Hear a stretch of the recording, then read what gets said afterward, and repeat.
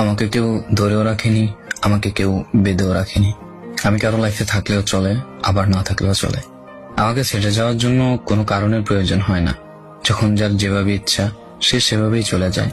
আমি কোনোভাবেই কাউকে আটকে রাখার চেষ্টা করি না, কারণ আমার সে অধিকার কারোর উপর হয়েই ওঠেনি। আমি কারো শখের মানুষ না। আমাকে যে কেউ যে কোনো সময় সহজেই ছেড়ে চলে যেতে পারে। আমি জীবনের প্রতিটা অধ্যায় হেরে যাই।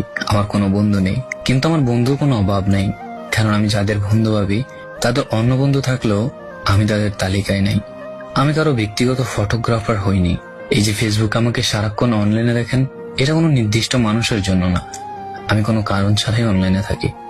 আমি কোনো কারণ ছাড়াই রাত জাগি, ফেসবুকে আসি, রিলস ভিডিও দেখি, কেউ মেসেজ দিলে তাকে রিপ্লাই দিই, ব্যাস এতটুকুই।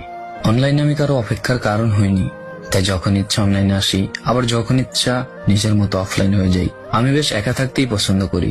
স্কুল হোক কিংবা যে কোনো জায়গায় হোক, আমি একাই স্বাচ্ছন্দ্য বোধ করি থাকতে। এটা কি ইগো মনে করাটা নিতান্তই ভিত্তিহীন। আমার সাথে তুমি ফ্রেন্ডশিপ করতে পারবে, কিন্তু আমি তোমাকে কখনো ইমপ্রেস করার জন্য টাকা পয়সা দিয়ে তোমাকে কিছুই দেখাতে পারবো না। তুমি আমার সাথে বন্ধুত্ব রাখতে পারবে, কিন্তু আমি তোমাদের সাথে বিভিন্ন জায়গায় ঘুরতে যেতে পারবো না, কারণ আমার তোমার বাবার মতো এত অঢেল টাকা নেই। কোনো মেয়ের পিছে ঘোরার মতো আমারও তো সময় নেই। আমার আত্মসম্মানে লাগে।